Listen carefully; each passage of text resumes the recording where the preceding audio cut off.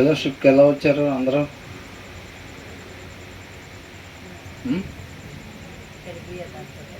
చక్కగా మన ఇష్టాన్ని నెరవేర్చుకుంటా, మన చిత్తాన్ని నెరవేర్చుకుంటా వచ్చామా? మరి ఎలా వచ్చాం? నీతి న్యాయాన్ని మాత్రమే అనుసరిస్తా, దేవుని చిత్తానుసారంగానే ఉంటూ ఆయన్ని మహింపరుస్తా ఫెలోషిప్కి వచ్చాం. అంతేనా కదా? వారం మొత్తం కూడా నీతిగా న్యాయంగా దేవుడు తన కృపను బట్టి మనల్ని ఎక్కడెక్కడికైతే నడిపించాడో, హౌస్ వైఫ్గా ఉండే వాళ్ళ ఇంటి దగ్గర, పొలం పనికి వెళ్ళే వాళ్ళకి, ఆఫీస్లో పనికి వెళ్ళే వాళ్ళకి, ఎక్కడున్నా సరే నీతిగా న్యాయంగా ఆయన నామానికి మహిమకరంగా మాత్రమే మనం జీవించి ఇక్కడికి రావాలి. మళ్ళీ ఇక్కడి నుంచి వెళ్ళిన తర్వాత అలాగే ఉండాలి. అంతే కదా? కాబట్టి అనేక దినాలు అనేక మంది ఉన్నట్టుగా క్యాలెండర్లో రాసి ఉంటాయి కదా, పైనుండే వచ్చిన ప్రకారంగా మనం ఉంటే కిందుండే ఆశీర్వాదాలు మనకి వస్తాయి. అవునా? అలా ఉండకపోతే చాలామంది ఏం చేస్తారంటే, క్రైస్తవులు అని చెప్పబడే వాళ్ళు పైనుండే వాటిని ఏది కూడా చేయరు, కింద ఉన్న వాటిని పదే పదే పలుకుతూ ఉంటారు. వాటి కోసం ఉపవాసాలు ఉంటారు. ఏది కింద ఉన్న వాటి కోసం, పైనుండే వాటిని పరిగణలోకి తీసుకోరన్నమాట. దేవుడు అలాగ ఉంటాడా? అలా సహాయం చేస్తాడా? అలా ఉండడు. అవునా? కండిషన్తో కూడుకున్న బ్లెస్సింగ్స్ దేవుడు ఇస్తాడు. కాబట్టి మనం ఆ పైన చెప్పబడిన వచనాల రీతిగా మనం ఉంటే కింద చెప్పబడే ఆశీర్వాదాలు మనకి వస్తాయి అన్నమాట. అబ్రహాం దేవుడితో నడిచాను అని అంటే, దేవుడు ఏదైతే చెప్తా ఉన్నాడో దాని ప్రకారంగా చేస్తా అబ్రహాము ముందుకెళ్తా ఉన్నాడు దేవుడితో పాటు. మనం కూడా అబ్రహాం వల్లే దేవునితో నడవాలి అంటే, దేవుడు ఏదైతే మనకి తెలియపరుస్తున్నాడో దాని ప్రకారంగా మనం ఉండాలన్నమాట. అది దేవునితో అడుగులు వేసుకుంటా ముందుకెళ్ళటం అంటే. అంతేనా? ఇప్పుడు ఏ వచ్చినా మనం ధ్యానించుకుంటుంది 20వ వచనం అయిపోయింది. 21వ వచనం, నా కుమారుడా ఎవరు చెప్తున్నారు ఈ మాట? ఇక్కడ ఉన్న వాళ్ళు ఎవరికని చెప్తున్నాడు దేవుడు? అందరికీ చెప్తున్నాడు అన్నమాట. అవునా? ఏమంటున్నాడు? నా కుమారుడా, లెస్ అయిన జ్ఞానమును వివేచనను భద్రము చేసుకును. ఏం చేయాలంట? భద్రం చేసుకోవాలంట. అది అసలు ఎక్కడి నుంచి వచ్చింది భద్రం చేసుకోవటానికి? దేవుని నోట నుంచి వచ్చిందంట జ్ఞానం. ఏంటంట? దేవుని నోట నుంచి జ్ఞానం వచ్చింది. దేవుడి నోట నుంచి రావటం అంటే వాక్యం నుంచి, ఆయన నోట నుంచి వెలువడే మాట ఏమంటాం? వాక్యము అంటాం అన్నమాట. ఆ వాక్యం నుంచి ఆయన యొక్క జ్ఞానం మనం పొందుకోవాలి అని అంటున్నారు. తండ్రి మాట నుంచి తన కుమారుడు ఏం పొందుకున్నాడంట? జ్ఞానాన్ని పొందుకొని ఆ జ్ఞానంతో ఈ లోకంలో ఉండి ఈ లోక మాలిన్యం తనకి అంటకుండా తండ్రి చిత్తాన్ని మాత్రమే నెరవేర్చేవాడుగా ఉన్నాడు. తను ఉపేక్షించుకోగలిగాడు. తను ఉపేక్షించుకొని తండ్రి చిత్తాన్ని మాత్రమే నెరవేర్చాలి అని అంటే ఖచ్చితంగా ఏం కావాలి? దైవ జ్ఞానం కావాలి. కాబట్టి తన కృపను బట్టి ఏమంటున్నాడు? మనలో ఏ ఒక్కరు కూడా నశించిపోకూడదని చెప్పి మనం కూడా ఒక జ్ఞానాన్ని సంపాదించుకోవాలి. మీరు పోగొట్టుకున్న స్థితిని మరలా పొందుకోవాలి, తండ్రితో పాటు యుగయుగాలు ఉండాలి అని అంటే ఖచ్చితంగా యొక్క జ్ఞానం అవసరం. చాలామంది ఏం చేస్తారంటే ఈ లోకంలో ఉండే జ్ఞానాన్ని బట్టి ఆయన చిత్తాన్ని నెరవేర్చాలి అని చెప్పి చూస్తూ ఉంటారు అన్నమాట. అప్పుడు ఏమైంది? జయం కలిగిద్దా? అపజయం కలిగిద్దా? అపజయమే కలిగిద్ది అన్నమాట. ఈ లోక జ్ఞానాన్ని పట్టుకొని దేవుని చిత్తాన్ని నెరవేర్చలే. దేవుని చిత్తాన్ని నెరవేర్చాలంటే ఏ జ్ఞానం కావాలంట? దైవ జ్ఞానం కావాలి అని అంటున్నాడు. కాబట్టి ఆయన నోట నుంచి వచ్చింది, వాక్యం నుంచి వచ్చింది అనమాట. కాబట్టి మన వాక్యాన్ని చదువుతూ ఉంటే దేవునికి సంబంధించిన భయం మనలోకి ప్రవేశిస్తూ ఉంటుంది. అట్ ద సేమ్ టైం ఆ జ్ఞానం కూడా ప్రవేశిస్తూ ఉండేది. వివేచన, ఏ టైంలో ఏం చేయాలి, ఏ టైంలో ఎలాగ మాట్లాడాలి, ఇది మొత్తం కూడా ఆ వివేచన మనకి వచ్చింది అంట. దేవుడు ఈ భూమిని ఎలా కలుగజేశాడంట? తన జ్ఞానం ద్వారా కలిగజేశాడు. ఆకాశంలో అంట తన వివేచన ద్వారా ఆకాశాలంట ఆ ప్లేసుల్లో ఎలా ఉండాలో అలాగా దేవుడు నిలబెట్టాడు అన్నమాట. తన తెలివి వలన సముద్రాలు ఎంతవరకు మాత్రమే ఉండాలి, ఎలాగుండాలి, మేఘాల నుంచి నీటి చుక్కలు, మంచు బిందువులు ఆ కొండల మీదకి ఎలా వస్తున్నాయి అంట? అతని తెలివి ద్వారా వస్తున్నాయి అంట. అవునా? పైన వచనాల్లో చూసామా? దేవుని యొక్క తెలివి ద్వారా అంట ఆ యొక్క మేఘాల నుంచి అగాధ జలములు ప్రవేశించుచున్నవి. ఆ, మేఘముల నుండి మంచు బింబములు ఆ. కురియుచున్నవి. కురుచున్నవి అని అంటున్నాడు. అర్థమవుతుందండి. ఆయన జ్ఞానం ద్వారా అంట భూమికి పునాదులు వేసాడంట. ఆయన వివేచన ద్వారా ఆకాశాన్ని నిలబెట్టాడంట. తన తెలివి ద్వారా అంట ఈ నీటి అగాధ జలాలని ప్రవహింపజేస్తున్నాడు అన్నమాట. ఆ యొక్క జ్ఞానాన్ని మీరు కూడా పొందుకోవాలి. ఆ జ్ఞానం లేకపోతే ఈ లోక జ్ఞానం ఎంత ఉన్నప్పటికీ కూడా దేవుని చిత్తాన్ని నెరవేర్చలేరు. అందుకని గొప్ప గొప్ప ఈ లోకంలో ఉండే జ్ఞానవంతులు అంటారు, ఆ దేవుడు కూడా నన్ను ఆపలేరు ఇంకా అంటారు. ఆ దేవుడు కూడా నన్ను ఇంకా ఆపలేరు. అవునా? నేనే దేవుడు నేను చాలా మంది చెప్పుకున్నారు. ఎందుకు? వాళ్ళ ఫీలింగ్ ఏంటి? గొప్ప జ్ఞానవంతులు అని చెప్పి అన్నారు. ఆ జ్ఞానం వలన బ్రతికిచ్చిందా? పోగొట్టుకున్న స్థితికి చేర్చిందా? చేర్చలేదు. కాబట్టి లోక జ్ఞానం దేవుని చిత్తాన్ని నెరవేర్చలేదన్నమాట. కాబట్టి దానికి దేవుడి జ్ఞానం కావాలి. ఆయన ప్రేమించి మనతో మాట్లాడుతూ ఉన్న నా కుమారుడా, లెస్ అయిన జ్ఞానమును వివేచనను భద్రం చేసుకును. వాటిని నీ కనుల ఎదుట నుండి ఆ, తొలగిపోనీయకుము. ఏంటంట? ముఖ్యమైన వాటిని ఏం చేస్తారు? కళ్ళ ముందలు పెట్టుకోవాలన్నమాట. అర్థమవుతుందండి. కళ్ళకి రెండు కళ్ళ మధ్యలో కట్టుకోవాలని అంటారు. ముఖ్యమైన వాటిని అస్సలు తొలగిపోకూడదు అనమాట. ఏంటంట? జ్ఞానము వివేచన ఏం చేయాలంట? మనం భద్రం చేసుకోవాలంట. ఎక్కడి నుంచి పొందుకొని భద్రం చేసుకోవాలి? వాక్యం నుంచి. వాక్యం చదువుతూ ఉంటే ఆ యొక్క జ్ఞానము వివేచన ఏ టైంలో ఏం చేయాలి, మన ఆత్మీయ జీవితాలు ఈ లోకమాలిన్యం అంటించుకోకుండా ఉండాలి అని అంటే ఆ యొక్క జ్ఞానం కావాలి, ఆ వివేచన కావాలి. ఈ లోకంలో మనం బ్రతకాలి అని అంటే. అవునా? ఈ లోకంలోనే ఉండి యేసుక్రీస్తు వారు ఆత్మీయ జయాన్ని పొందుకున్నారా లేదా? మనం కూడా అలా పొందుకోవాలంటే ఆ వివేచన మనకు అవసరం అన్నమాట.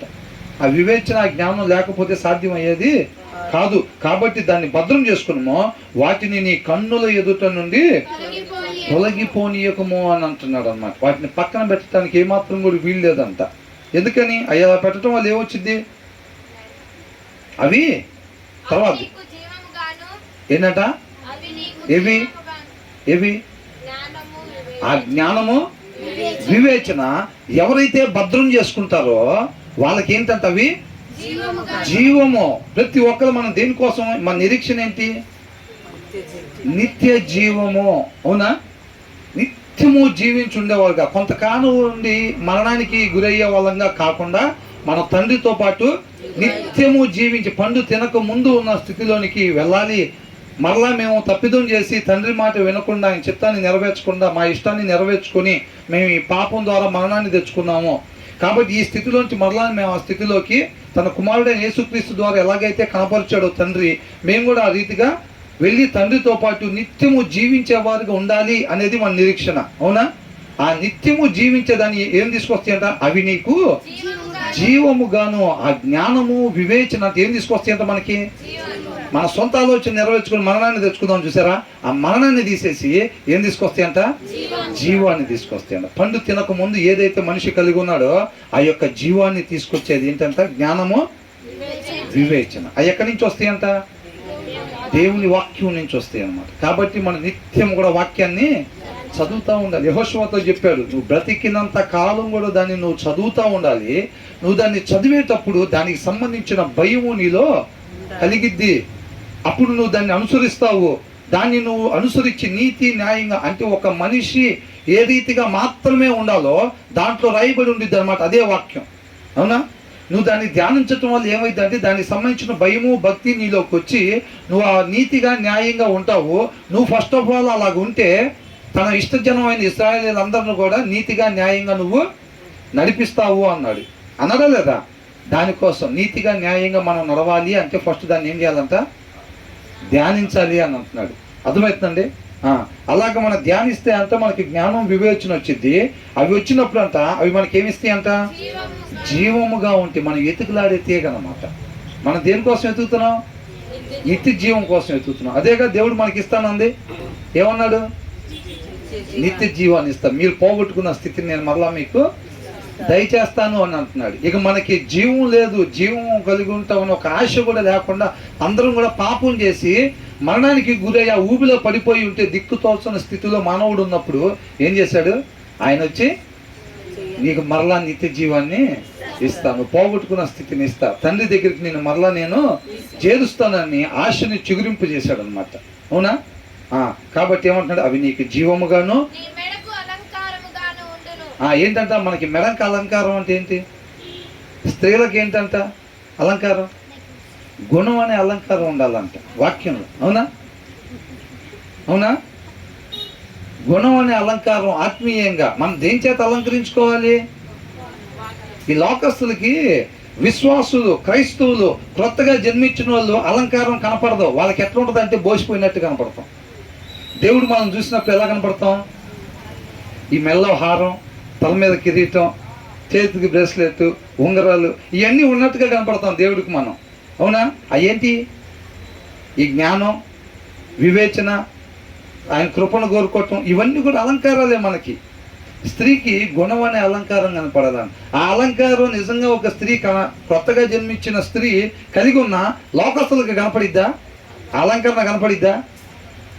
నువ్వు కూడా మారేవా మొత్తం? అదేలే, నేను చూస్తే తెలుస్తుందిలే. ఏంటంట? చూస్తేనే తెలుస్తుందంట. ఎందుకని? అలంకారం ఏమి లేకుండా కనపడతాం. దేవుడికి ఎలా కనపడతాం అంటే మనం అలంకారం. ఎవరైతే జ్ఞానం, వివేచన కలిగి ఉంటారో వాళ్ళు చక్కగా మంచి అలంకారం పెట్టుకున్నట్టుగా అన్నమాట. అవునా? రాయబడిందో లేదా? అలాంటి అలంకారాలు మనం ధరించుకొని ఉండాలంట. ఈ లోక సంబంధం కొంతకాలం ఉండిపోయే అలంకారాలు కాదు, ఈ శాశ్వతంగా ఉండే అలంకారాలు అన్నమాట. కాబట్టి ఇలాంటివి కావాలి అంటే జ్ఞానం, వివేచన మనం కలిగి ఉండాలి. అవి నీకు జీవముగాను నీ మెడకి అలంకారముగాను ఉండును. అప్పుడు నీ మార్గమున నీవు సురక్షితముగా నడిచెదవు. ఎప్పుడు? అప్పుడంటే ఎప్పుడు? మనం అప్పుడని చెప్పామేనా? అప్పుడంటే ఎప్పుడు? జ్ఞానము, వివేచన మనం అది కొద్దిగా యాక్టివ్నెస్ ఉండండి. ఆన్సర్ అయ్యారా? వెళ్ళామండి మేము. దేని గురించి చెప్పారు? వాక్యమే చెప్పారు. బ్రదర్ అంటారు చూసారా? దేని గురించి చెప్పారు? ఏం చెప్పారు తెలియదు కానీ వాక్యమే చెప్పారు. అక్కడైతే ఏం చేయాలంటే ఎప్పుడంటే ఇది జ్ఞానము, వివేచన భద్రం చేసుకున్నప్పుడంట అది మనకి జీవాన్ని తీసుకొచ్చిద్దాం. ఎంతమంది జీవం కావాలనుకుంటున్నారు? ఫస్ట్ వచనం తీసేసి రెండో వచనం అయితే మేము కావాలనుకుంటున్నామండి. ఏది? మేము బైబిల్ చదవటం, దాంట్లో నుంచి జ్ఞానాన్ని, వివేచన తీసి భద్రం చేసుకోవటం అంటే మా వల్ల అవ్వదులే, కానీ మాకు చాలా పనులు ఉన్నాయి. రెండో వచనం అయితే మాకు కావాలి, మా పేరు రాసుకోండి అక్కడ. అవునా? దేవుడు ఏమంటున్నాడు? ఆయనగా తెలుసుకోవాలంట, ఆయన కుమారులకు చెప్పాలంట, వాళ్ళ కుమారులకు చెప్పాలంట. మనం దేవుడు మనకి చూస్తున్నాం కదా ఎలాగా? ఆ మొదటి వచనం చేస్తేనే రెండో వచనం వచ్చింది. ఆ మొదటి వచనం చెయ్యకుండా జడ్సన్ 7 వారాలు ఉపవాసం ఉంటే, 1,00,000 రూపాయలు కానికేస్తే, మోకాలు చేసి 3 గంటలు ప్రార్థన చేస్తే మరి ఎప్పుడు వచ్చింది? ఆ మొదటి వచనం చేసినప్పుడు రెండో వచనం వచ్చింది. అది ఆయనగా అర్థం చేసుకోవటం అంటే అది. అవునా? సామెతలు చదవండాలని ఒక ఆయన చెప్తున్నాడు, బైబుల్ తీసుకోకుండా పట్టేస్తారని. ఆ వచనం మన జీవితంలో లేకపోతే పట్టేస్తే అయిపోద్దా? పట్టేస్తే కదా. అబ్రహాం దేవుడితో నడిచను అంటే అబ్రహాం ఏం చేస్తాడంటే మొదటి వచనం, రెండో వచనం కావాలి అంటే ఏం చేసేవాడు? మొదటి వచనం దేవుడు ఏదైతే చెప్పాడో దాన్ని చేసేవాడు అన్నమాట. అలా చేసుకుంటా తర్వాత దేవుడు ఇంకొక మాట మాట్లాడేవాడు, దాన్ని చేసేవాడు, 4వ వచనం పొందుకునేవాడు. అట్లాగా దేవునితో నడవటం అంటే అర్థమవుతుందండి. అనేక మంది క్రైస్తవులు ఏం చేస్తారు? ఈ మొదటి వచనాలన్నీ తీసేసి రెండవ వచనాల వాటికి రాసుకొచ్చుకుంటారు మొత్తం. వాటిని ఎత్తిపట్టి ప్రార్థన చేస్తూ ఉంటారు. ఇంకా ఎత్తిపట్టి ప్రార్థన చేస్తే వస్తాయా? రావు. మొదటి వచనం కంపల్సరీగా మనం చెయ్యాలి. అప్పుడు అని మెన్షన్ చేశారు అక్కడ. మన జ్ఞానం, వివేచన కలిగి ఉంటే గనక అవి మనకి జీవాన్ని తీసుకొస్తాయి, మన మెడకు అలంకారంగా ఉంటాయి. అప్పుడు నీ మార్గమున నువ్వు అంటే, నీ మార్గమున అంటే ఏంది? అది ఆ బిల్డింగ్లు కొనుక్కోవటం, ఈ 2 కార్లు కొనుక్కొని కార్ పార్కింగ్లో పెట్టుకోవటం, ఇందాక సిస్టర్ చెప్పినట్టుగా ఏంటి నెక్లెస్లు కొనుక్కోవటం, ఇంకా ఇక ఎవరు ఇష్టం వాళ్ళవి పట్టు చీరలు, అంతేనా? ఇట్లాంటివన్నీ రకరకాల ఫ్రిడ్జులు, బీరువాలు, ఇట్లాంటివన్నీ అదా? అప్పుడు నీ మార్గం నువ్వు సురక్షితంగా అంటే ఓకే, మా మార్గం అదండి, మా దగ్గర డిమార్ట్ లిస్ట్ లాగా ఉందండి, లిస్ట్ ఒకటి. వాటిని నెరవేర్చుకుని ఎట్టి పరిస్థితుల్లో మా జీవితాలు ముగిసిపోయేసరికి ఆ లిస్టులో ఉన్నాయి మొత్తం నేను పొందుకోవాలండి, అది నా మార్గం అంటే ఆ మార్గంలో సురక్షితంగా నడిపిస్తాడా? మరి ఏ మార్గంలో? నీ మార్గంలో అంటే ఒక మనిషి ఏ రీతిగా మాత్రమే జీవించాలో ఆ రీతిగా మాత్రమే నువ్వు నేను జీవించేటట్టుగా దేవుడు నడిపిస్తాడు అనమాట. వాక్యం ఏంటండి? వాక్యం ఏంటి? నీతిమంతుడుగా ఉండాలంట, ఆయన రాజ్యంలో నీతిమంతులే ఉంటారంట. నీతిమంతుడు ముడితే ఆయన కనుగుడ్డును ముట్టినట్టంట. నీతిమంతుడు అంటే ఎవరు? వాక్యాన్ని అనుసరించడం అంటే ఏంటి? ఉండాల్సిన రీతిగా, ఒక భూమి మీద ఒక మనిషి ఉండాల్సిన రీతిగా మాత్రమే ఉండటం అన్నమాట. వాక్యం ఏం చెబుతుందంటే ఒక మనిషి ఈ రీతిగా మాత్రమే ఉండాలి అనేది తెలియపరుస్తూ ఉంటుంది వాక్యం. నీకు ఎలాగెలా ఉండకూడదో మనం దాన్ని చూసి సరి చేసుకుంటూ ఉండాలి. కాబట్టి ఉండాల్సిన రీతిగా మాత్రమే మనల్ని ఉంచిద్దంట ఆ జ్ఞానము, ఆ వివేచన. అప్పుడు నీ మార్గంలో నీవు సురక్షితముగా నడిచెదవు. నీ పాదము ఎన్నడూ తొట్టిల్లదు. ఏందంట? నీ పాదము ఎప్పుడు కూడా తొట్టిల్లదంట. ఎప్పుడు? అప్పుడు. అప్పుడంటే భద్రం చేసుకున్నప్పుడు. జ్ఞానం, వివేచన ఎప్పుడైతే మనం భద్రం చేసుకుంటామో అప్పుడు మనం నడవవలసిన త్రోవలో మాత్రమే మనం నడిచేవారుగా ఉంటాము. ఉండాల్సిన రీతిగా మాత్రమే మనం ఉండేవారుగా ఉంటాము. అవునా? తర్వాత ఏమైందంట? మన పాదం తొట్టిల్లదు. అర్థమవుతుందండి? మనం ఆత్మీయంగా దిగజారిపోకుండా ఉండాలి అని అంటే, ఆత్మీయంగా పడిపోకుండా ఉండాలి అని అంటే ప్రతి విశ్వాసి ముందల మార్గంలో ఏముంటి? ఒక విశ్వాసి జీవితంలో ముందల ఏముంటి? వలలో, గుంటలో త్రవ్వు ఉంటాయి అన్నమాట. ఒక విశ్వాసి జీవితం ముందు వలలు లేకుండా ఎప్పుడు ఉంటాయి? రాంగ్ వేలో వెళ్తున్నప్పుడు ఉండవు. రైట్ వేలో ఎప్పుడున్నా సరే తన ముందర ఏముంటాయి? వలలు పెట్టుంటాయి అన్నమాట. నిత్యము వలలు పెట్టుంటే ఒక ఆత్మీయుడి జీవితంలో, సత్య మార్గంలో వెళ్ళే వాళ్ళ జీవితంలో ప్రతి క్షణం కూడా వాళ్ళని పడగొట్టడానికి వలలో పెట్టే ఉంటాయి అన్నమాట. కాబట్టి మన ఆత్మీయ జీవితం ఈ లోకంలో ఉంటా మన ఆత్మీయ జీవితాన్ని కాపాడుకోవాలి, త్రొట్టిల్లిపోకూడదు అని అంటే ఆ జ్ఞానాన్ని, వివేచన మనం భద్రం చేసుకోవాలంట. చేసుకున్నప్పుడు మనం నడవలసిన త్రోవలో మనం నడిచేవారు ఉంటాం. మన పాదాలు త్రొట్టెల్లిపోకుండా ఉంటాయి అని అంటున్నాడు. ఆ జ్ఞానం, వివేచన లేకపోతే అంటే ఏంది అర్థం? మన ఆత్మీయ జీవితాలు కాపాడుకుంటామా? త్రొట్టెల్లిపోతామని అర్థం. అవునా కదా? నడవలసిన త్రోవలో మనం నడవు అని అర్థం, నడవలేవు అని అర్థం. అవునా? తర్వాత ఏమంటున్నాడు?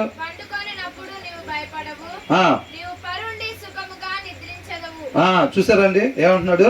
పండుకొనున్నప్పుడు నీవు భయపడవు, సుఖముగా నిద్రించదు అని అంట. భయపడేది ఎవరు? కీర్తనలో 11వ అధ్యాయంలో ఏమనుంది? నీతిమంతుడివే కానీ పునాదులు కలిపిపోయి ఏం చేస్తాం? పక్షిరాజు రెక్కలు కట్టుకున్నట్టుగా రెక్కలు కట్టుకొని పారిపోమని దావీదుతో చెప్తే వాళ్ళు ఏమన్నారు? దుష్టులు బాణాలు ఎక్కి పెట్టున్నారంటే ఏమన్నారు దావీదు? నేనెందుకు పారిపోవాలి? నేను నీతిగా, న్యాయంగా ఉండేవాడిని. నేను ఇలా ఉండేవాళ్ళంటే దేవుడికి ఇష్టం. ఎవరైతే వాక్యాన్ని అనుసరించకుండా ఉంటారో వాళ్ళంటే వాళ్ళ మీదకి దేవుని ఉగ్రత వచ్చింది. వాళ్ళు పారిపోవాలే కానీ నేను పారిపోవాల్సిన అవసరం లేదు. నీతిమంతుడు సింహం వల్లే ధైర్యంగా ఉంటాడు ఎప్పుడైనా. అర్థమవుతుందండి? తప్పు చేసిన వాళ్ళు, వాక్యాన్ని అనుసరించిన వాళ్ళు పారిపోవాలి. అవునా కదా? కాబట్టి ఇక్కడ ఏమంటున్నాడు? పండుకొనున్నప్పుడు నీవు భయపడవు. ఎప్పుడంట? ఎంతమందికి కావాలి ఆ సుఖమైన నిద్ర? ఎంతమందికి ఆ సుఖమైన నిద్ర కావాలి? ఎలాగొచ్చిద్దంట అది? ఎలా వచ్చిద్దంట అది? జ్ఞానాన్ని, వివేచనని భద్రం చేసుకుంటే వచ్చిద్దంట. ఆ రెండింటిని భద్రం చేసుకోకపోతే 10 వారాలు ఉంటే 20 వారాలు లోకంలో అంటారు కదా, ఎవరైనా 0 దగ్గర పడాల్సిందే అని. దేవుడు కూడా ఏదో ఒక వారం దగ్గర పడిపోతాడా? ఎక్కడ పడిపోతాడు? మొదటి వచనం దగ్గర పడిపోతాడు ఆయన. అవునా? మొదటి వచనం మనం చేస్తేనే ఇవన్నీ కూడా మనకు వస్తాయి. మొదటి వచనం లేదనుకోండి, బైబిల్ తీయటాలు ఉండవు. అది అలమారలోనే ఉందనుకోండి, మనకి ఎక్కడ ఉంటుంది? కొంతమంది నిద్రలో చిన్న సౌండ్ ఉండగానే ఉలిక్కి పడుతూ ఉంటారు. ఎందుకు ఆ భయం? జ్ఞానం, వివేచన భద్రపరచుకోకపోతే అదే. సుఖంగా పడుకుంటారా? సుఖంగా పడుకునేది ఉండదు. తర్వాత ఏమంటున్నాడు?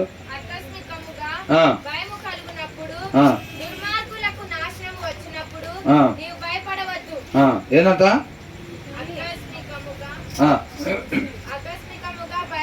కూర్చోవాలి. ఆకస్మికముగా భయము కలుగునప్పుడు కాదు, ఇక్కడ ఆకస్మికముగా భయం అంటే వాళ్ళ దగ్గర భయం వచ్చిద్దా? పైన వచ్చిన ఏమనుంది? భయపడవు అని ఉంది, అవునా? కాబట్టి ఇక్కడ ఏమని ఇచ్చాడు ఇంగ్లీష్లో? Have no fear of sudden disaster అని అంటున్నాడు. సడన్ గా వచ్చే ఉపద్రవాలకి నువ్వు హ్యావ్ నో ఫియర్, అలాంటి వాటికి నీకు భయపడవు. ఎందుకంటే నా దగ్గరికి రావు. నీ కుడి పక్కన 1000 మంది పడినా, ఎడం పక్కన 10,000 మంది పడినా అపాయం. ఎందుకనండి? గొడిగే ఉన్న అంబ్రెల్లా ఏమైనా పెట్టుకున్నారా? మరి ఎందుకు? కుడి పక్కన ఎడం పక్కన ప్రాబ్లం జరుగుతుందంటే ఏం దగ్గరికి రావట్లేదంట అపాయం. ఎందుకు? నిన్ను ముడితే నా కన్నుగుడ్డును ముట్టినట్టే అంటున్నాడు. కాపుదలు ఎవరు ఇస్తున్నారు? దేవుడు కాపుదలు ఇస్తున్నాడు అన్నమాట. అక్కడి నుంచి వస్తున్న రక్షణ. కీర్తనలు అద్భుతంగా రాశారు. ఏమని? రక్షణ యెహోవా యొద్ద నుంచి మాత్రమే వచ్చిద్దంట. పెదనాన్న నుంచి, పెద్దమ్మ నుంచి, అన్నయ్య నుంచి, బాబాయ్ నుంచి. ఎక్కడి నుంచి వచ్చింది? డబ్బు నుంచి, బంగారం నుంచి, పలుకుబడి నుంచి. ఎక్కడి నుంచి వచ్చింది? యెహోవా యొద్ద నుండి మాత్రమే వచ్చిద్దంట రక్షణ, అవునా? ఎంత గొప్పది మన మినిస్టర్ కూడా తెలిసి ఉండొచ్చు కాక. ఎమర్జెన్సీలో ప్రాబ్లం వస్తే ఒక్కోసారి సిగ్నల్ కలవకపోతే ఏం చేస్తాం? జరగాల్సిన నష్టం జరిగింది. అక్కడ సిగ్నల్ కలవకుండా ఉంటుందా? ఆయన దగ్గర సిగ్నల్ కలవకుండా ఉంటాం ఉండదు, అంతేనే కదా? కాబట్టి మనం ఏం చేయాలంట? ఆకస్మికంగా అలాంటి భయం అంతా ఏముంది? Have no fear of sudden disaster. అలాంటి భయం నీకు ఉండదు. Of the ruin that overtakes the wicked అని అంటున్నాడు. తర్వాత ఏమంటున్నాడు? దుర్మార్గులకు నాశనం వచ్చినప్పుడు వాళ్ళ దగ్గరికి వచ్చింది నాశనం. ఎవరి దగ్గరికి వచ్చింది? దుర్మార్గుల దగ్గరికి వచ్చింది. దుర్మార్గులు అంటే ఎవరండి? వాళ్ళు తెల్ల చున్నీలు కప్పుకోరా? నాలా గల షర్ట్లు వేసుకోరా? మరి ఎలా వాళ్ళని గుర్తించేది? వాళ్ళ దగ్గర జ్ఞానం ఉండదు. జ్ఞానం ఎందుకు ఉండదు? వాళ్ళు వాక్యం చదవరు. వాక్యం చదవకపోతే దానికి సంబంధించిన గుణలక్షణాలు ఏదో ఉండవు. మరి వాక్యం చదవకపోతే ఆ జ్ఞానం ఉండదు, ఆ వివేచన ఉండదు, అవునా కదా? అవి లేకపోతే ఏమైంది? వాళ్ళు సపరేట్గా ఏముండరు, మన మధ్యలోనే చక్కటి డ్రెస్సులు వేసుకొని చక్కగానే ఉంటారు. అంతరంగంలో ఏముండదంట? సత్యం ఉండదు, వాక్యం ఉండదు, అవునా? తర్వాత ఏంటంట? యెహోవా ఎవరంటే ఆధారం అయ్యేది? For the lord will be at your side అని అంటున్నాడు. ఎప్పుడు? దేవుడు మన పక్షాన ఉంటాడంట. ఎప్పుడంట? జ్ఞానాన్ని వివేచనని ఎప్పుడైతే మనం భద్రం చేసుకుని పెట్టుకుంటామో మనం, అప్పుడు దేవుడు మన పక్షాన ఉంటాడు అని అంటున్నాడు. అర్థమవుతుందండి? For the lord will be at your side అని అంటున్నాడు. దేవుడు మన తరపున ఉండాలి, మన పక్షాన ఉండాలి, మనకు తోడుగా ఉండాలంటే ఏం చేయాలి? ఆయన మాటని పరిగణలోకి తీసుకోవాలి. వాక్యం దేవుని మాట, సర్వోన్నతుని మాట వాక్యం, అవునా? అది దేవుడి మాట. దాన్ని భద్రం చేసుకున్నప్పుడు అదే నన్ను కాపాడిద్ది, నన్ను రక్షించిద్ది అని చెప్పి ఎంతమంది అయితే దాన్ని పరిగణలోకి తీసుకుంటారో వాళ్ళ తరపున దేవుడు ఉంటాడంట. వాళ్ళకి తోడుగా దేవుడు ఉంటాను అని అంటున్నాడు, అవునా? ఇంకా ఎవరంట కాపాడేది? మన డబ్బులు కాపాడవా? అవునా? ఏదన్నా ప్రాబ్లం వస్తే ఏం చేస్తాం? ఎంతో కొంత ఇచ్చి బయటపడతాం అంటాం. అందరు మోసగాళ్ళే ఉంటారా? దేవుడిని నమ్ముకున్న అధికారులు ఉండరా డిపార్ట్మెంట్లో? ఎంత ఇచ్చినా కానీ అమ్ముడు పోని వాళ్ళు, న్యాయ ప్రకారంగా సంఖ్యలు వేసి తీసుకెళ్ళి లోపల వేసే వాళ్ళు ఉండరా? ఉంటారా లేదా? కాబట్టి ఏమంటున్నాడు? నీ కాలు చిక్కుపడకుండానట్లు ఎవరంట? దేవుడు మనల్ని కాపాడాలి. ఎవరు కాపాడలేరు మనల్ని, అవునా? కాబట్టి మనం ఎవరిని ఆనుకొని ఉండాలి? దేవుని మాత్రమే ఆనుకొని ఉండాలి. మొత్తం చుట్టాలందరూ కొట్టేసి ప్రాబ్లం రాగానే మొత్తాన్ని కొట్టేసి ఎవరు లేకపోతే లాస్ట్ కాల్ ఆయనకి చేయటం కాదు, అవునా? ఒకే ఒక ఫోన్ కాల్, అది ఎవరిది కావాలి? అది దేవుడిది కావాలంతే. అప్పుడు ఆయన కుమారుని పంపించినట్టుగా ఎవరో ఒక సహాయానికి పంపిస్తాడు అనమాట. ఎప్పుడంట ఆయన మనకు తోడుగా ఉండేది? మన కాలు చిక్కుపడకుండా ఎప్పుడు చూస్తాడంట? జ్ఞానము వివేచన మనం కలిగి ఉన్నప్పుడు అనమాట. తర్వాత ఏమంటున్నాడు? అద్భుతమైన మాట ఏంటంట? అండర్లైన్ చేసుకోవాలి ఇలాంటివి మనం. మేలు చేయుట నీ చేతనైనప్పుడు దాన్ని పొందదగిన వారికి చెయ్యకుండా వెనక తీయకుమో. కొంతమంది ఏం చేస్తామండి, అది తెలివితేటలో ఈ లోక జ్ఞానం. సౌలు ఏం చేశాడు, లోక జ్ఞానం దేవుడి దగ్గర చూపిస్తున్నాడు. మొత్తాన్ని చంపేశా, దేవుడి చిత్తాన్ని నెరవేర్చా సమూయేల్ అనుకుంటూ వచ్చాడు.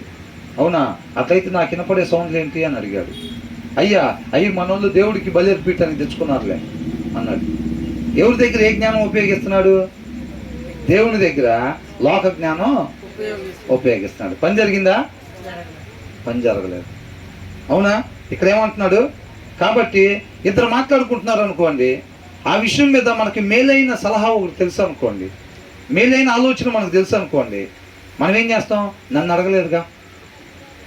ఇటు దేవుడి దృష్టిలో తప్పు కాకూడదు, అట్ ద సేమ్ టైం వాళ్ళకు కూడా మేలు కలగకూడదు. అవునా, ఏమనుకుంటారు, మనం చెప్పే ఉంటే వాళ్ళకి మేలు కలిగిద్ది, మనకు మంచి సలహా తెలుసు, వాళ్ళు మనల్ని అడగలేదు కాబట్టి దేవుడి దగ్గర కూడా మనం ఏం తప్పు చేయట్లేదు. వాళ్ళు మనల్ని అడిగితే చెప్పకపోతే తప్పు. అలా రాసుందా, దీని అర్థం అదేనా? మేలు చేయటం నీ చేతనైనప్పుడు అని అంటున్నాడు. వాళ్ళు మనల్ని అడగకపోయినా మనం ఏం చేయాలంట, వాళ్ళకి మేలు చెయ్యాలన్నమాట. అవునా, నీకు చేతనైనప్పుడు దాన్ని పొందదగిన వారికి చెయ్యకుండా వెనక తీయకూడదు అని అంటున్నాడు. కాబట్టి ఇలాంటి కొంతమంది అతి తెలివి ప్రదర్శించుకొని మన దేవుడి దగ్గర నుంచి మన ఆత్మీయంగా మనం మంచిగానే ఉన్నట్టుగా అనుకుంటే మనం మోసం చేసుకున్నట్టే.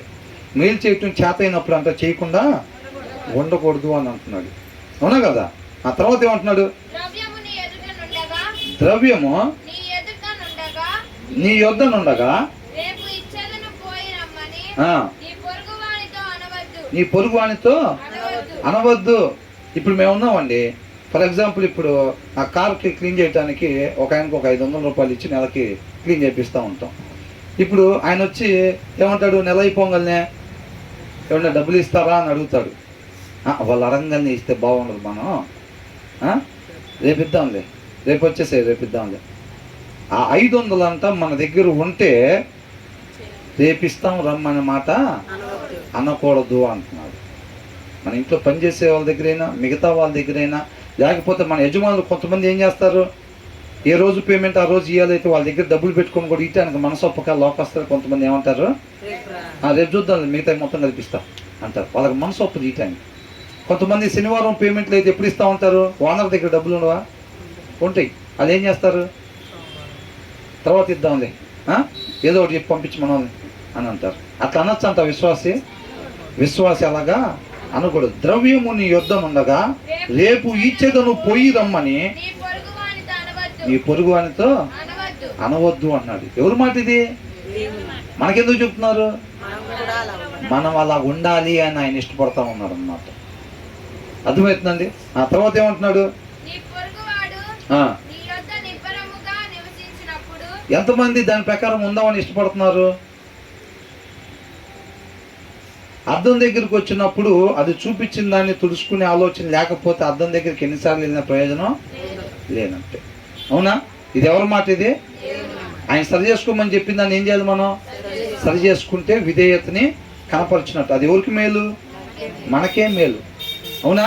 తర్వాత ఏమంటున్నాడు, నీ పొరుగువాడు నీ యొద్ద నిర్భయముగా నివసించినప్పుడు అపకారము కల్పింపవద్దు. ఈ లోకంలో ఏం చేస్తారంటే, అమ్మాయికులు దొరికితే ఏం చేస్తారంట, మోసం చేయటమే. అవునా, అది పొద్దున్న ఏం చేస్తారు, అక్కడ పొద్దున్న పటాల దగ్గర పూజలు చేసుకొని చక్కగా కల్తీ కలిపి అందరు అమాయకులే వచ్చేటట్టుగా, ఇది ఒరిజినల్ నెయ్యిలాగా లేదే అనేవాడు ఎవడు రాకుండా, వాడికి అసలు నెయ్యి గురించి ఏం తెలియని వాళ్ళే మొత్తం సాయంత్రం దాకా షాప్కి వచ్చేటట్టుగా. అవునా కదా. మొత్తం అదే కౌంటర్ కాడే అద్దాలు పెట్టుకొని కూర్చొని చూస్తూ ఉంటారు. రాసుందా లేదా కీర్తనలో, చక్కగా రాసింది. ఇవాళ దినాలు ఇప్పుడు కూడా ఇన్ని సంవత్సరాల తర్వాత కూడా ఏం చేస్తారు, అది అప్పుడే రాసి పెట్టారు.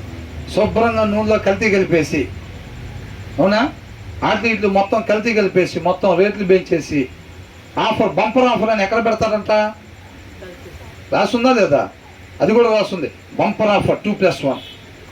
కొంతమంది 2+4 కూడా ఉంటాయి. 2 కొంటే 4 ఫ్రీ అంట. మనకి ఇక్కడే కానూరు రోడ్లో చాలా ఉంటాయి. 2 కొంటే 4 ఫ్రీ అంట. ఏమైతే వెళ్ళే బండి కూడా సడన్గా వాళ్ళు ఎక్కడో బట్టలు కొందామని పోతూ ఉంటారు. ఆ బోర్డు చూడంగానే ఎమ్మటే బ్రేక్ పడిద్ది, యూటర్న్ తీసుకుని వస్తాడు. దిగండ్రా అంటాడు పిల్లల్ని, పదం లోపలికి అంటాడు. ఆల్రెడీ రేట్లు పెంచేసే స్టిక్కర్లు వేసి ఉంటాయి. అవునా? సార్ రండి మేడం రండి కూర్చోండి అంటూ ఉంటారు. మొత్తం చక్కగా వాళ్ళ ప్రవర్తన, వాళ్ళ ఆలోచన విధానం, అవునా, మొత్తం కూడా రాస్తుంది ఇక్కడ.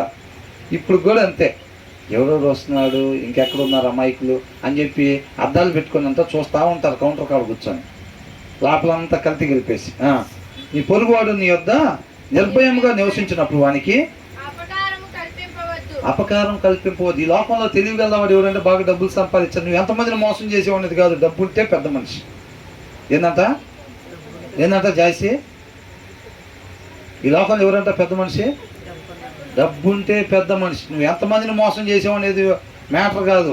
ఒక రకంగా చెప్పాలంటే ఎంత ఎక్కువ మందిని మోసం చేయగలిగితే అంత పెద్ద మనిషి అన్నమాట. అవునా? మనం అనుకున్నాం కదా దాని గురించి.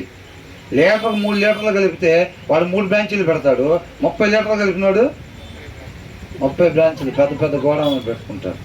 పెద్ద మనిషి. ఆయన వచ్చే కారు ఎలా ఉంటుంది? రేంజ్ రోవర్ కారులు దిగుతాడు. ఏందిరా రహస్యం అని అంటే, పార్టీలు ఇక్కడ కలిసినప్పుడు మాట్లాడుకుంటూ ఉంటారు కదా, ఏంటి రహస్యం ఏందనంటే, మనం ఒకదానికి 3 కలుపుతాం, ఆయన ఎన్ని కలుపుతాడంట? 30 కలిపి టీవీలో యాడ్ ఇస్తాడంట. ఎక్కడిస్తాడు? టీవీలో యాడ్ ఇయ్యంగానే పబ్లిసిటీ అయిపోయింది. మన వాళ్ళకి ఎమ్మటే బయలుదేరి వెళ్ళిపోతారు. 10 సార్లు చూస్తాం కదా సినిమా మధ్యలో, సీరియల్ నోట్ చేసుకొని చూస్తారు కదా, సీరియల్ నోట్ చేసుకొని చూస్తా ఉంటే 10 సార్లు యాడ్ వచ్చింది. డీమార్ట్కి పోగానే ఆ పేరు ఎక్కడ, ఆ పేరు తీసుకొచ్చుకొని 2 బాస్కెట్లు వేసుకోవటం. అంతే ఈ రోజుల్లో. అవునా కదా? ఎక్కువ కల్తీలు కలపటం అని టీవీలో యాడ్ ఇస్తే అయిపోయినట్టే మొత్తం. అదే మంచిది అనుకుంటా. ఏమని పెడతారు అక్కడ కొటేషన్లో? ఆర్గానిక్ అనగానే 3 తీసి బాస్కెట్లు వేసుకోవటమే. అవునా కదా? నమ్మాడు కదా ఒకసారి. నమ్మగానే ఏమైంది? షర్టు వాష్ చేసి నిన్నటికి వాళ్ళు చాలా తేడా లేదు ఉంది. నిన్నటికి వాళ్ళు చాలా తేడా, ఇవాళ తెల్లగా కదా, మొన్న ఏడుంది ఇంత అనుకుంటాం. నమ్మేం కదా మనం. నమ్మితే అంతే ఉంటుంది. ఒక వ్యక్తిని నచ్చితేనంత వాడు కూర్చున్నా నచ్చిద్ది, వాడు నుంచున్నా నచ్చిద్ది, వాడి నడక నచ్చిద్ది, వాడి మాట నచ్చిద్ది. వాడు మనకు నచ్చలేదు అనుకోండి, వాడు ఎంత కూర్చున్నా నచ్చదు, వాడు ఎంత చక్కగా క్రమశిక్షణగా నడిచినా నచ్చదు. అవునా? వాడు ఏది మాట్లాడినా నచ్చదు. ఎందుకని? ఓవరాల్గా ఆడంటే మనకు పడదంతే. కాబట్టి వాడు ఏం చేసినా మనకి ఒకళ్ళు పడితే వాళ్ళు ఎట్ట కూర్చున్నాక సరే, అది చూడ ఎంత పద్ధతిగా అట్లా కూర్చోవాలరా అని అంటారు. అంతేనా కదా? ఆ తర్వాత ఏమంటున్నాడు? నీకు హాని చేయని వానితో నిర్నిమిత్తముగా జగడమాడవద్దు అని అంటున్నాడు. అట్లా ఆడేవాళ్ళు ఎవరు? మందు తాగుండేవాళ్ళు. దారిని పోయేవాడిని, సక్రమంగా పోయేవాడిని ఏం చేస్తారు వాళ్ళు? ఏం పేరు నీ పేరు, ఎప్పుడు చూసినట్లేదే మన కాలనీలో అని అంటారు. అవునా?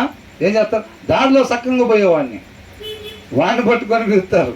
వీడి పక్కన ఎవడు ఉన్నారు, వీడు తాగున్నట్టున్నారు, అటు ఇటు వెళ్ళిపోతుంటే ఎవడో అమ్మాయిలు పోతా ఉండడానికి వాడిని పట్టుకుంటారు.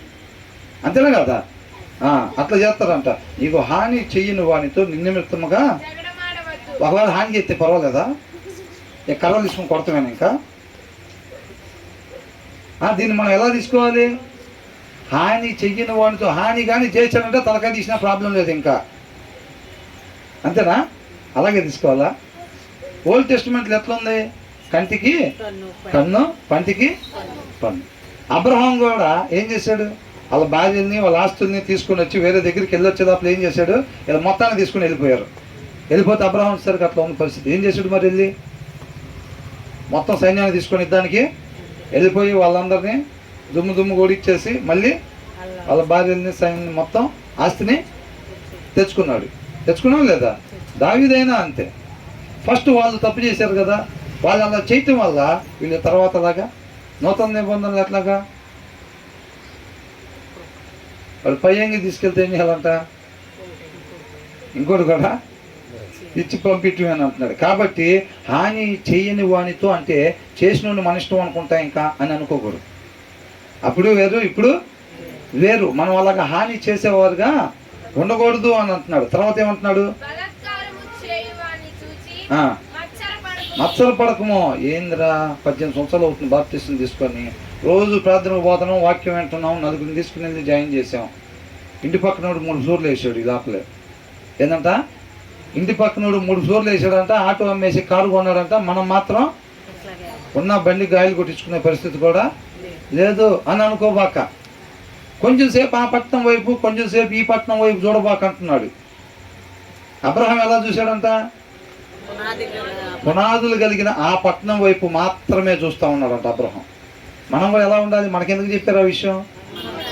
అది దేవుడి ఉద్దేశం. మనం ఏం చేస్తాం? శుక్రవారం ఆ పట్టణం వైపు చూస్తాం, ఆదివారం పొద్దున 1 గంటన్నర చూస్తాం, సాయంత్రం చూస్తాం, బుధవారం కూడా 30 గంటలు చూస్తాం, తర్వాత ఇక్కడ సంగతి చూస్తాం మొత్తం. అవునా? ఇక్కడ సంగతి చూసుకుంటాం మొత్తం. అలా వద్దని అంటున్నాడు. ఏమంటున్నాడు? బలాత్కారము చెయ్యు అని చూచి మత్సరపడబాక. ఇంక లాభం లేదురా, ఇంకా ప్రార్థనకి ఎద్దాను అనుకుంటే పనిలో ఎదట్లేదు. ఎవరో ఒక ఆయన చెప్పాడు, మీ ప్రాబ్లమ్స్ ఉన్నాయా, అప్పులు తీరుతాయా, ఆరోగ్యాలు రావా, పిల్లలు పెళ్ళిళ్ళు కావట్లేదా, ఉద్యోగాలు రావట్లేదా, రండి ఏసైని నమ్ముకోండి అని అన్నాడు. అది మనం ఏదో వచ్చాంలే కానీ ఇక్కడైతే ఏం పని అయ్యేటట్లేదురా అని వాళ్ళ నీళ్ళని చూసి నువ్వు అనుకోబాక అని అంటున్నాడు. అర్థమవుతుందండి? మనం ఇక్కడ ఏదైతే ఒక విశ్వాసి విశ్వాసం మూలకంగానే, విశ్వాసం అంటే ఎప్పుడు కావాలి విశ్వాసం? అది మామూలుగా ఆఫీస్ అయితే ఒకసారి చప్పట్లు కొట్టమని వాడిని, సరే ఇక్కడ బాగుంది కాబట్టి అంటలేదు, సరేనా? అలా ఎలర్ట్గా ఉండాలి ఒక విశ్వాసి. ప్రతి క్షణం కూడా ఎలాగంట? విశ్వాసపు నేత్రాల ద్వారానే బతకాలంతే. ఈ లోక సంబంధంగా చూసి పరిస్థితిని బట్టి మనం ముందుకెళ్ళటానికి వీలు లేదు.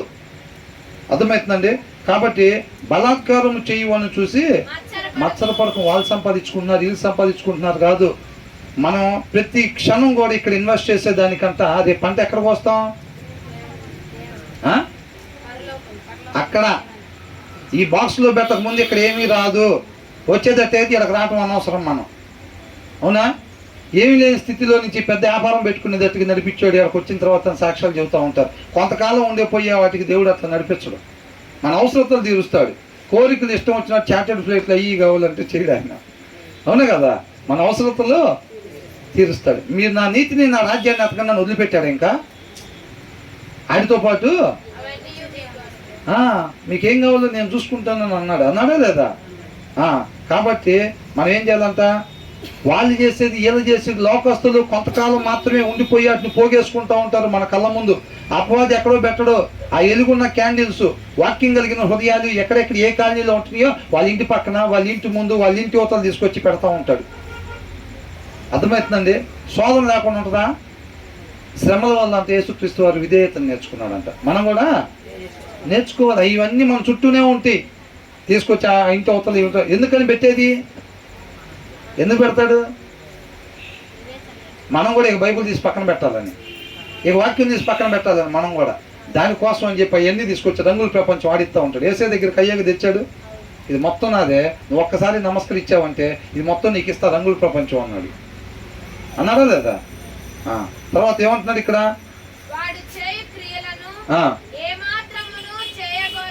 మనం కూడా ఇంకా చేయాల్సిందేరా. మనం కూడా వ్యాపారం పెట్టి లీటర్కి 3 లీటర్లు కలపాల్సిందే. లేకపోతే మన గుడిసిట్టాగే ఉంటుంది.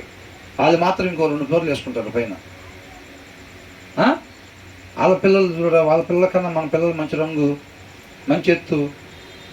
వాళ్ళు ఇంకా మన పిల్లల కన్నా తక్కువ హైట్ పిల్లలు, రంగు తక్కువ పిల్లలు. వాళ్ళు 5 ఫ్లోర్లు వేసుకుంటున్నారు.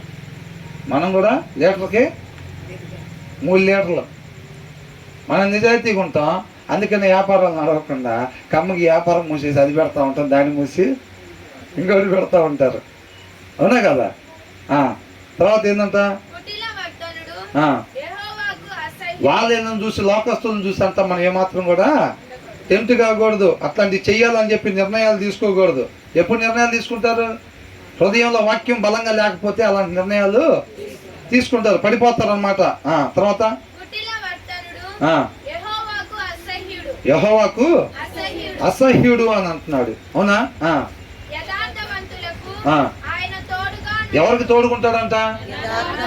దేవుడు మనం తోడుకుండాలా లేదా? ఉండాలని మనం ఎలాగుండాలి?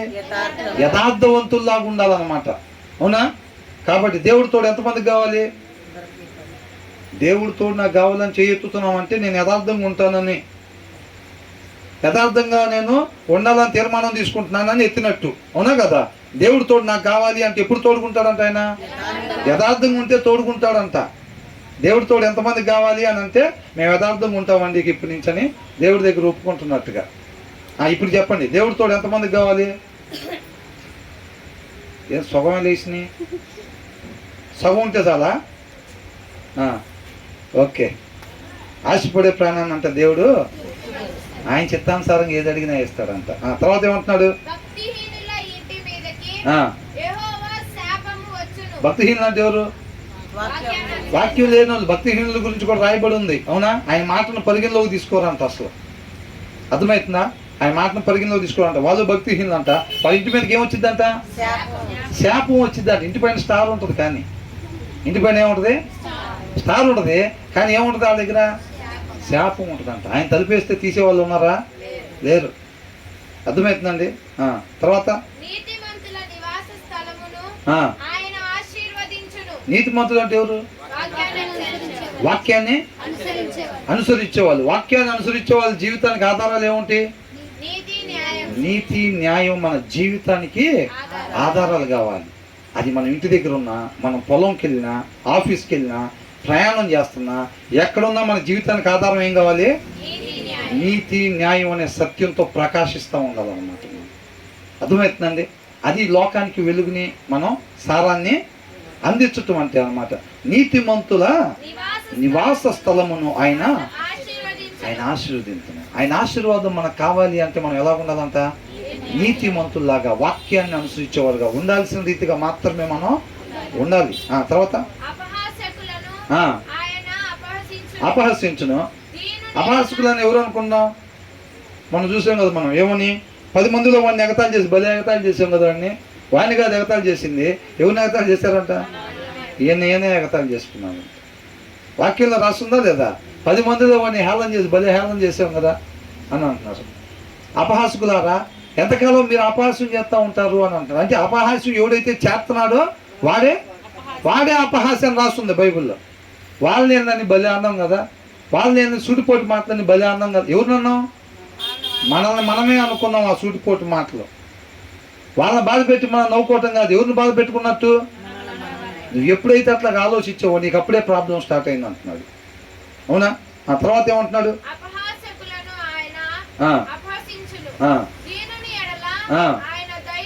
ఎవరి ఎడల అంట దయ చూపించేది? దీనుల ఎడల ఆయన దయను చూపిస్తాను అని అంటున్నాడు. హంబుల్, వినయంగా ఉండాలి. అప్రెస్డ్, అణచివేయబడ్డ వారి తరపున దేవుడు తోడుకుంటాడు అంట. అర్థమవుతుందండి? మనం నీతిగా, న్యాయంగా ఉండేటప్పుడు అలాగే ఉండిద్ది. అలాగే ఉన్న సార్ ఎవరు తోడుకుంటారో? దేవుడే తోడుకుంటాడు అనమాట. తర్వాత ఏమనుంది? ఎవరు అంటే కొంతకాలం ఉండిపోయే వార్డు మెంబర్ పోస్టులు, ఎమ్మెల్యే పోస్టులు, 5 సంవత్సరాలు ఉండిపోయే ఎమ్మెల్యే పోస్టులు, అదే ఆ ఘనత అంటే నిత్యము ఉండేదన్నమాట. దేవుడు ఇచ్చేది ఎప్పుడు కూడా కొంతకాలం ఉండిపోదు. అలాంటి ఘనతలు ఆయన నీడు. ఎలాంటి ఘనత ఇస్తాడు? శాశ్వతమైంది ఇస్తాడు అనమాట. అలాంటి ఘనతను మనం తీసుకొచ్చేది ఏంటంట? జ్ఞానము అని ఉంది. ఏంటంట? జ్ఞానం. జ్ఞానం ఎక్కడి నుంచి వచ్చింది? దేవుడి నోట నుంచి, వాక్యం నుంచి వచ్చింది. కాబట్టి జ్ఞానులు ఘనతను స్వతంత్రించుకుందరు, బుద్ధిహీనులు అవమాన భరితులు అవుతారు. వీళ్ళు ఏం చేస్తారంట? రేపు దినాన ఆయన తీర్పు ముందు నిలబడినప్పుడు ఏమైందంటే వాళ్ళకి అవమానం ఎదురైద్ది అన్నమాట. ఈ లోకంలో గొప్ప గొప్ప వాళ్ళుగా అన్యాయం చేసి చలామణి అయ్యారు చూసారండి. తర్వాత రేపు రోజున వాళ్ళందరూ కూడా అవమానం పొందుతారన్నమాట. కాబట్టి మనం శాశ్వతంగా మనం రక్షింపబడేవారుగా, శాశ్వతంగా ఘనతను పొందుకునేవారుగా మనం ఉండాలన్నమాట, అవునా? కాబట్టి ఆయన కండిషన్స్ తోటి మనకు బ్లెస్సింగ్స్ ఇస్తా ఉన్నాడు. కాబట్టి ఏమి చేస్తే ఏమి ఇస్తానంటున్నాడు. కాబట్టి మనం అవన్నీ కూడా ఆయన కృపను కోరుకొని చేసేవారు ఉండి, ఆయన ఇస్తానన్న ఆశీర్వాదాలు మొత్తం కూడా మనం పొందుకొని ఆయనతో పాటు రేపు మనం యుగయుగాలు ఉండేవారుగా ఉండాలి, అవునా? దేవునికే మహిమ కలుగును గాక. ఇవన్నీ కూడా ఎప్పుడు వస్తాయి అంట? మొదటి వచనంలో జ్ఞానాన్ని, వివేచనని మనం భద్రపరుచుకున్నాం.